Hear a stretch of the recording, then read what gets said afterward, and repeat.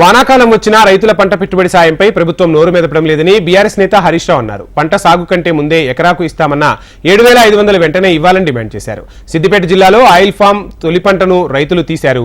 సిద్దిపేట జిల్లా నంగునూరు మండలం అక్కెనపల్లిలో రైతు నాగేందర్ కోరిక మేరకు మొదటి పంటను మాజీ మంత్రి హరీష్ రావు కోశారు. క్రాప్ మెయింటెనెన్స్ కింద ప్రభుత్వం రైతుకు ఏడాదికి 4,200 రూపాయలు ఇవ్వాలన్నారు హరీష్ రావు. వానకాలం వచ్చింది, ఆల్రెడీ వర్షాలు పడతా ఉన్నాయి. జూన్ 9వ తేదీ ఇవాళ. మరి రాష్ట్ర ప్రభుత్వం రైతు బంధు విషయంలో ఇప్పటికీ ఏమీ మాట్లాడతలేదు. గతంలో కేసీఆర్ గారి ప్రభుత్వం ఉన్నప్పుడు వాన చినుకుపడగానే రైతు బంధు పైసలు పడుడు స్టార్ట్ అవుతుండే. వాన చినుకుపడ్డదంటే రైతు బంధు బ్యాంకులలో పడుతుండే, రైతుల ఫోన్లు టింగు టింగున మోగుతుండే.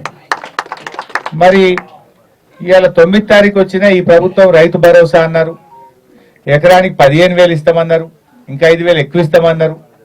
మరి అవి ఎప్పుడు ఇస్తారు అనేటువంటిది నేను అడుగుతా ఉన్నా. నేను ప్రభుత్వాన్ని, ముఖ్యమంత్రి గారిని డిమాండ్ చేస్తా ఉన్నా, రైతు భరోసా డబ్బులు వెంటనే రైతులకు విడుదల చేయాలని చెప్పి నేను ప్రభుత్వాన్ని కోరుతా ఉన్నా.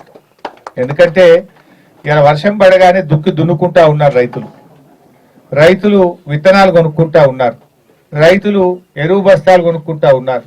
అందువల్ల రైతులకు పెట్టుబడి సహాయం తక్షణమే అందించాలని, వెంటనే రైతు భరోసా ఎటువంటి షరతులు లేకుండా మరి రైతులకు ఎకరానికి 7,500 రూపాయలు వెంటనే విడుదల చేసి రైతులకు సహాయాన్ని అందించాలని చెప్పి కోరుతా ఉన్నా.